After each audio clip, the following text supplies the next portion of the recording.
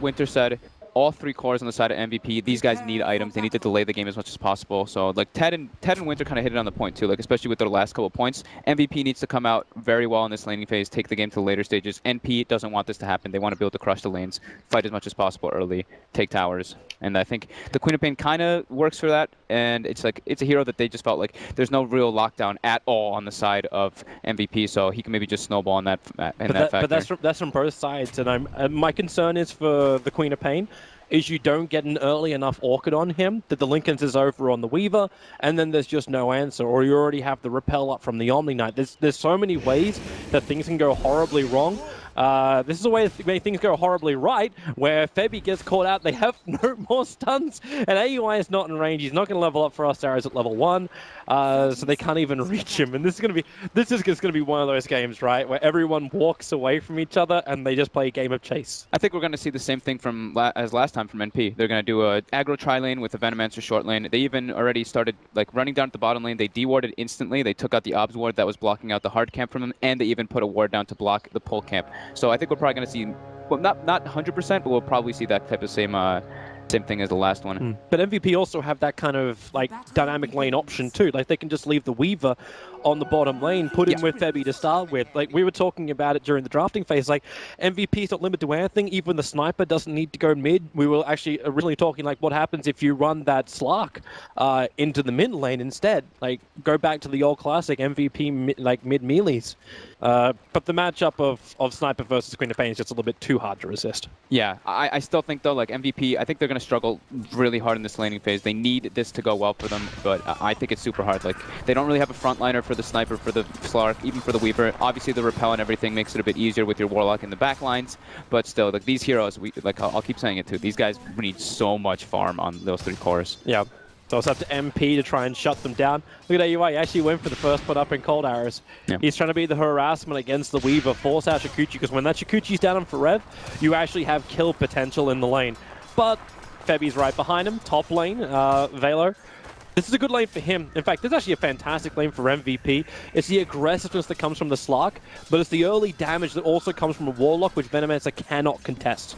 Yeah, it's definitely a very smart lane setup doing the dual lanes for MVP. They even they did find that ward that was blocking their pull by putting two sentries down, but SVG very smart, just constantly walking over and body blocking it. So that's something they have to make sure to keep doing so that they can keep the lane equilibrium going their way and also be sure to be able to pull the side and get as much XP. EE? Should be fun, right? He doesn't have Blink Dagger, and that's the only reason why, like, if you had a point up and take aim, QO would have a better chance of that. But he went headshot as well as Shrapnel, obviously, for the first points in the Sniper. Yep. But he stood his ground. He most definitely stood his ground up against QO. But he's now burnt all his consumables, and apart from one shared Tango, and QO is in a very similar position. And they're both very far off having, in fact, they're both almost exactly the same money on the way to bottles. Yep, it should be a pretty trade-off lane here. I think QO should probably come out a bit ahead of it. But there is the Drow Aura for Envy.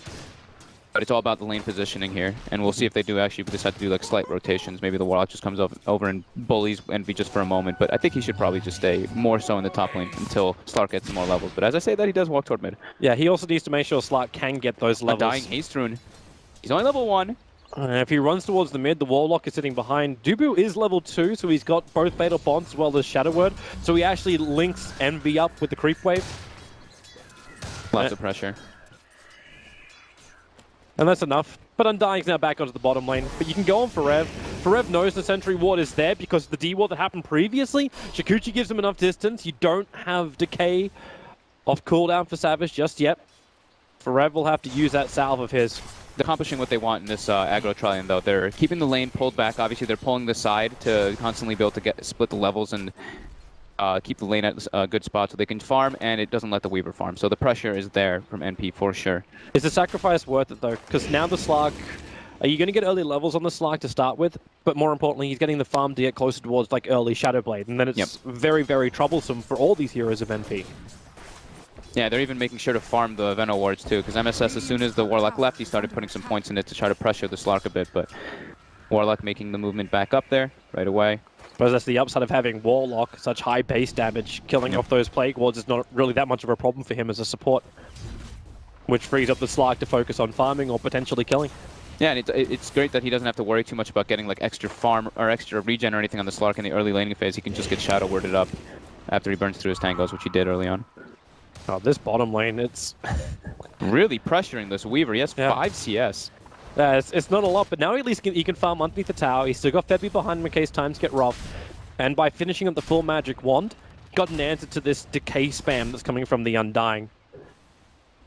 Yeah, but they're going to just... The thing is that they're being very smart. Like, in the situations they notice, they're like, okay, we're going to push it into their tower, and then we're going to pull the side and deny a full creep wave. Push it in, pull it back, constantly just rinse, repeat, make sure they spread experience as much as possible, and make sure the Weaver doesn't really get too much of anything. A couple CS into the tower, sure, but 6 CS, not where he wants to be, but the trade-off is the Slark has 30. Yeah.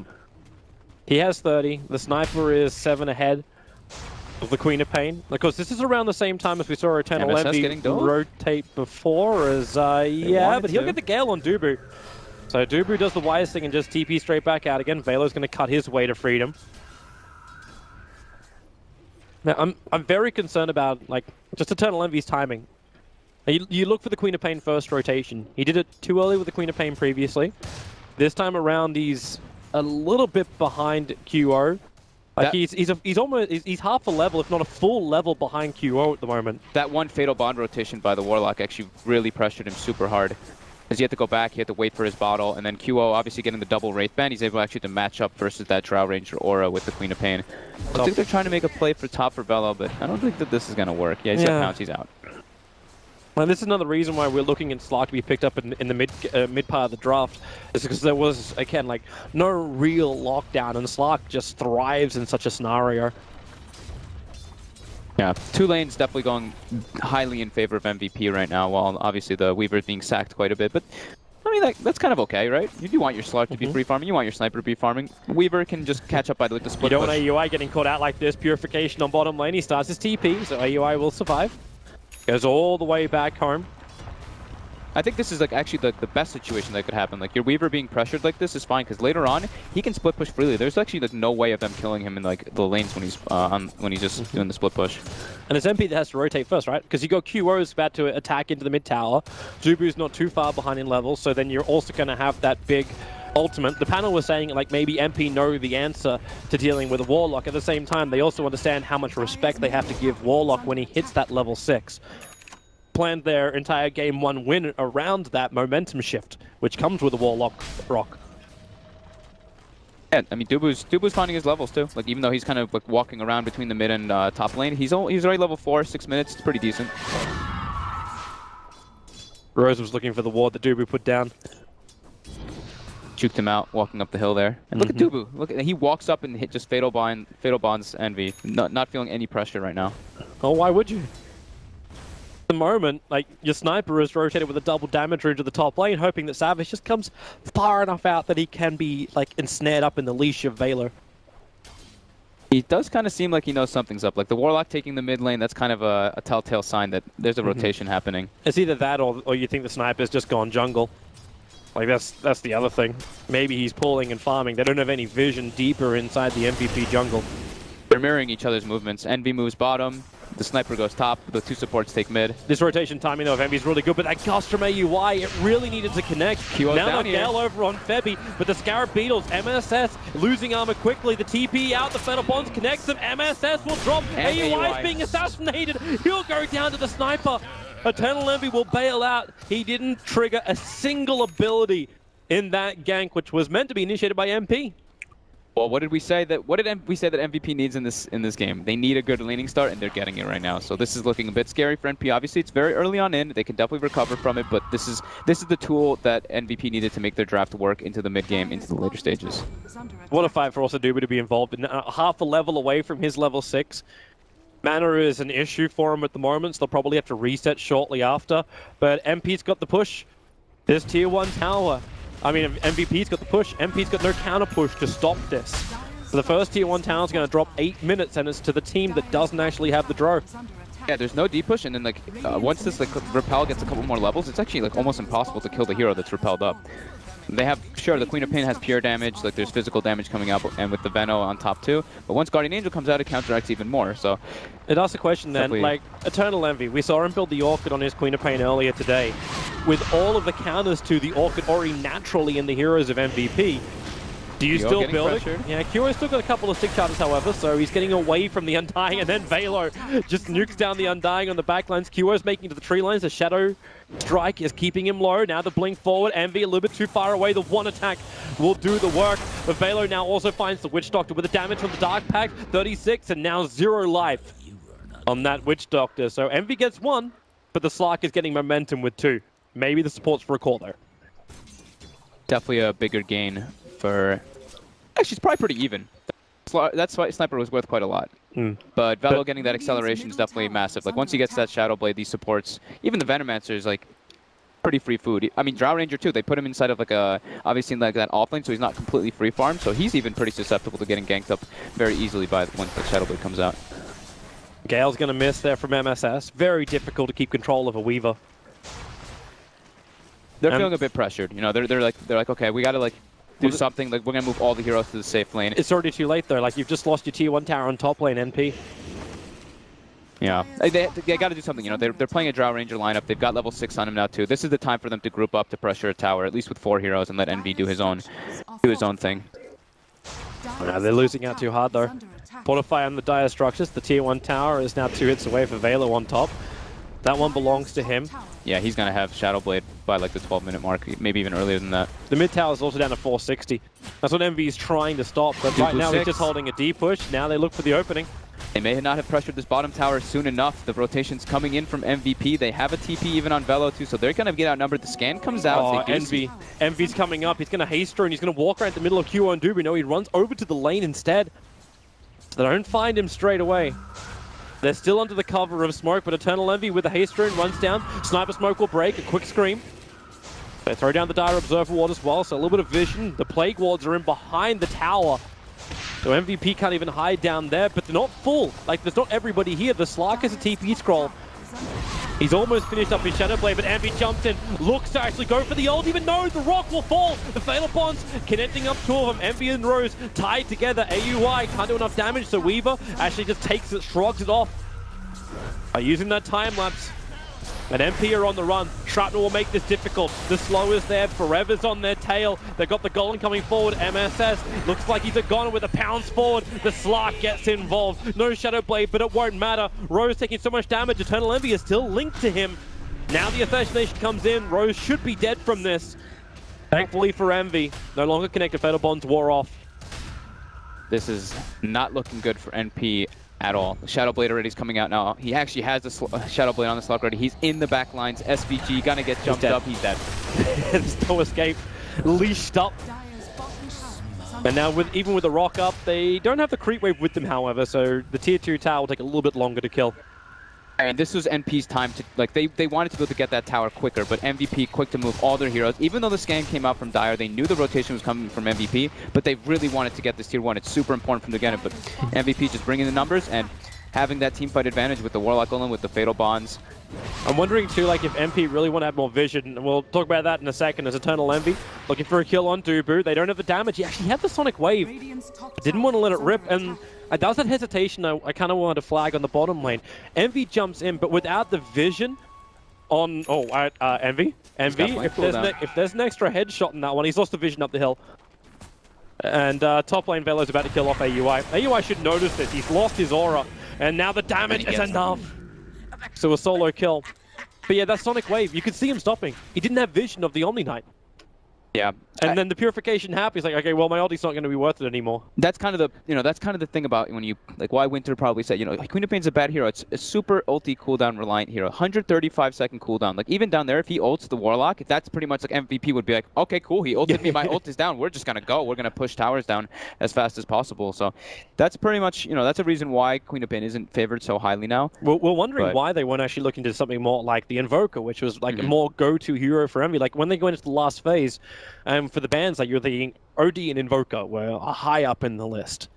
But that's why, like you were saying, that's probably why like MVP picked the Sniper, to try to like deter them away from picking the OD, maybe as well as the Invoker.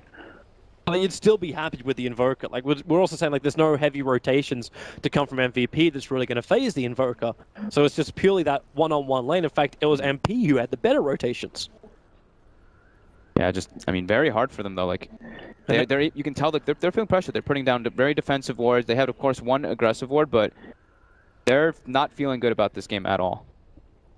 And I mean, I can't blame them. Like, they're playing versus their strategy from the last game kind of in a manner with the Omni Knight Warlock.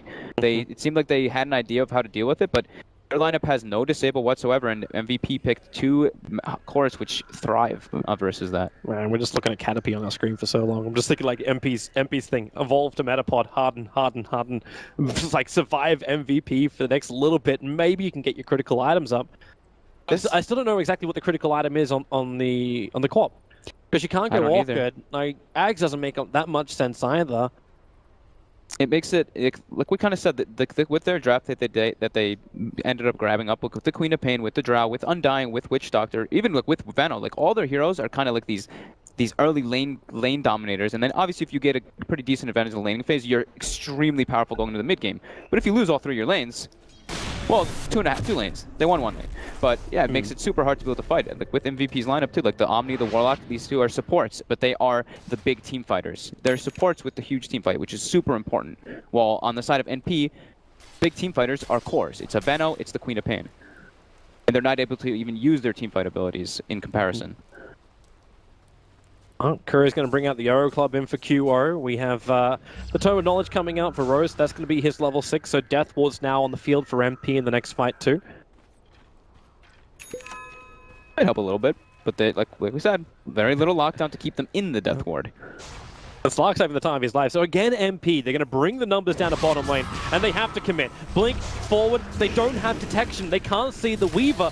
The Sentry Ward's a little bit further up. Weaver's not running into it. In fact, it's all about MP going underneath the tier 1 tower. Let the Death Ward go. Dubu tanks through so much of it, while Forev, now he chases for revenge, looking for the kill over on Rose. Oh, the silence is out, and now this could be a big one with a Sonic Wave. They do find the kill.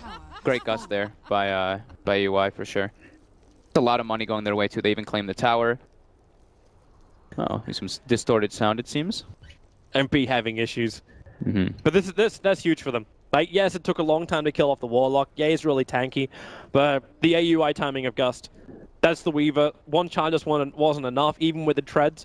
For a team that doesn't have a lot of lockdown, that's an olive branch right there from MVP. It's definitely a bit of a giveaway, but at the same time, they are getting something out of it. It's not like they're just like they committed too many heroes to the bottom lane and lost 2, and then they were like, ah, crap, we just need to run away. They're pressuring the 2 other lanes at the same time. So it looks very, very good for MP, but at the same time, I'd say it's even maybe a little bit MVP favored in a kind of a way, just because if they do claim this tier 1 if they claim this tier 1 mid, then it's definitely MVP favored. Otherwise, I'd say it's very slight edge to NP with that rotation. We're actually watching Eternal Envy's perspective, and you can see it, like he lost sight of the Weaver. Dubu gets initiated on, and he understands, like, they're here for the Weaver, and they just have to wait for that perfect opportunity. And like Forev kind of came to them. Perfect. There's that gust timing from AUI, and the rest, as they say, is Yep. It was like 0.1 second, and he probably would have time-lapsed right away after that Shikuchi auto-attack onto Rose. But yeah, great gust by Aoi, and yeah, this is what they need to recover. Like, obviously, like, they are extremely behind in this laning phase already, like, almost 8,000 gold in the favor of MVP. They need to 5-man. I mean, it's a Drow lineup. That's usually what you need to do, but it's also a way to kind of bring yourself back into a game when the big ultis aren't down, or when they're separated in that type of position. So after they take this tower, like, they've taken the tier 1 tower, they get 2 kills for the price of 1. You're losing your tier 2 on the top, and you're losing your tier 1 in the mid. Is it worth going back to defend this one, or is MP almost backed into a corner where you need to have something like Roshan, for example, get the Aegis Mortal and then just ball it down? But then you're still fighting into a Warlock, right? So maybe it's too hard. It doesn't do enough work. I think it's too hard for them to really go for that Rosh. If they do try to go for that Rosh, especially in this situation right now, it's very obvious. Like, Velo's just constantly pressuring this top lane, the Sniper's pressuring the mid lane. If they see this Veno move from bottom lane, they're like, okay, they're going Rosh 100%. So NP's next moves are just kind of like sticking together. They need to kind of just wait for this Queen of Pain ulti too. That's like all their damage in this. MVP's moving over. They have a perfect Observer Ward. They can see AUI, and they probably watched the replay. They know that AUI did exactly this maneuver in the first series of the day, or they could just catch out Eternal Envy. That's another option. Assassination, that's not enough damage. It's only a level 1 Assassinate right now for the Sniper. So AUI does the farm, the Observer Ward scats out, the D Ward from Rose is too far off position. Now it's going to be the tier 2 tower in the mid lane just slowly chipped away. Yeah, this is smart. You know, they don't really have any obviously they don't have like something like a Beastmaster or something to like enable them to push much harder. They have a sniper just peeping at the tower. They have a Weaver and a Slark. Oh, Weaver. He's running into the Sentry Ward. Paralyzing cast. There goes your Gust. And do they have enough damage before the silence wears off for Rev? Just enough. That's still only a level 1 Gust, but it did the work, so... That was a bit... Rev will drop. That was a bit cocky by him, I feel. You know, they had the ward on the high ground there. They did see at least the Drow Ranger there, so he knows he can get the potential of Gusted up, and he also has his team already hitting the mid tower. I guess he was trying to go for a wraparound play to try to go for, like, pincer them in kind of a way, but definitely a little bit of a risky move from him there, and he pays with his life. MVP still kind of get what they want or do, and now they're losing the sniper, but the rock drops. The Fatal Bonds, it doesn't connect them all, however, and Eternal Envy not locked into all of this, but it's Velo taking a heavy amount of damage, and Envy wants to chase, misses his Blink Scream. They trigger the Guardian Angel, and now look, turn this fight around as the Warlock, he is going to go down. Witch Doctor actually denied the tower, and the misses the craziness of this fight. Undying cannot TP out in time. MVP, just at the end of the day, way too strong. Getting and chased down by Forev, the last auto attack. Yep. Forev shows up and he's like, oh, a kill. Thank you. But yeah, nice little deny there by Rose for sure on the Witch Doctor, but definitely a big game there from MVP. Obviously, they're going Roshan now. They have the big cooldown reliant team, and they used everything there. They used Guardian Angel, they used Rock, they used everything they possibly could. NP had a pretty good potential there going in, though. They didn't have the Sonic Wave, which was definitely like that little bit of burst that maybe would have brought Velo down. But yeah, just MVP leading the way here for sure. And it does seem like NV feels like he's kind of forced to maybe go for like a BKB. He's picking up the Ogre Club first, so not like the point booster if he wants an Aghanim. More than likely that BKB. Even though they don't have any lockdown, it's just he feels... They're coming in to contest Roshan. They need vision inside the pit. Eternal Envy, Roshan's really low. Envy just walks in, the Sentry wards it down, and now it's actually AU high. Velo already walked out to initiate, and they're all getting hit with Fatal Bonds and the Dark Pack. The damage builds out so heavily. The Undying is dying to an Urn Charge, so he'll fall down too. And it's only MSS, the last sole survivor of MP, coming to contest Roshan. So 2 catastrophes of team fights in a row for MP in the space of 2 minutes. I honestly think that they lost their window in this game. I think it's extremely difficult for them to come back. I think it's probably like 80% or something, maybe even higher for MVP to win this game right now.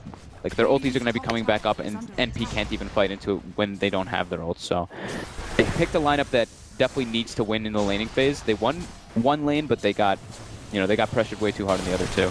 And just look at, like, MVP's got incredible warding right now down in this game. They've got like 5 wards on the map in aggressive positions just to kind of more so lock NP into their base, just suffocate them even more. Yeah, nowhere for MP to come out and farm, so no items really going to arrive. Like, the Drow Ranger's going to get enough money to finish up a Shadow Blade. We'll watch that attempt again, but the movement from Velo was just too good. Yeah, gets right on top of AOI, gets grabbed up, Purification onto 3 Fatal Bonded heroes, and that's just like, they're all just straight up dead there. MSS trying to struggle to run away, but everybody else is already dead. The damage is done. Courier's making the trek out. It's actually coming in with the Shadow Blade in the mid lane. Instantly gets sniped out. And now Velo, he jumps in. He wants the kill. Rose goes for the Deathwall, but the Purification again does its work. Combining it with the Dark Pack. It's just so much AoE damage, and the Rock is still up. Plus the GA. MP, they just can't fight. There's no damage to inflict because they got nothing that penetrates MVP. This feels like game. I think it is. I think they're probably feeling it as well. It's, you know, like we all said it too on the panel, that this MVP draft is very good going into the mid and later game, especially if they come out good in the laning phase. It's extremely hard for MP to do anything. I think MP have bets down in their predictions. They need to have the plus 20-minute game in order to keep their hopes alive for Compendium predictions. One last fight.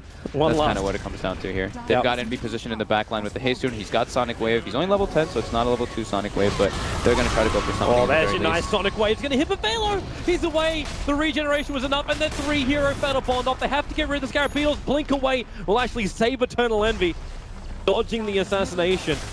So the mid-racks, the melee is down. They cannot go for more MVP unless they want to go for tier 4 towers. And that's still pretty confident, even with the lack of Sonic Wave. Savage is still hitting a couple of dual decays, so MVP will not take the risk and they will back out. Everybody's just like full HP again on the side of MVP. Like this Omni Knight is actually putting in so much work. Now he's got a mech finished up too, guarding Greaves at base once it ever comes back. And they're just going to keep going. There's no point in them backing out by any means. They're just going to keep the pressure on. They don't really need to even worry about pushing lanes up. And there's that mid matchup, QO versus Eternal Envy. You can be involved in the same, but the hero damage is just light years apart. And, like, QO has done almost double the amount of damage in team fights that Eternal Envy has managed to achieve. Yeah, I mean this Slark is massive. Like it's only 19 minutes and he's got Shadowblade, Echo Saber, and the Bastards coming out already. So he's way ahead of his timing that you want to be as a Slark. Well, here they come. Observer and sentries are down, so there's no easy way for Slark just to Shadowblade in, but Philly doesn't care. He just walks up to the high ground anyway. It's like, oh, if you want to fight me, then fight me. Sonic Wave's still on cooldown for 62 seconds. That's 62 seconds, way too long. So all they can do is paralyzing cast, decay spam, wait out the timing and make sure they don't get screwed over by MVP. And MVP don't want to force the issue either. They're waiting for 33 until Rock's up. Waiting for both ultis to come up. They've got the Diffusal now as well on the Weaver. But yeah, I mean, even if the Sonic Wave lands on a lot of targets, they have the mech already on, or the Guardian Greaves on Febby, so he's able to just completely counteract all that damage. He even went for max degen aura. I didn't even notice that on the Omni. He didn't even max repel. Oh, why? Didn't repel get massively nerfed? Degen now the new thing?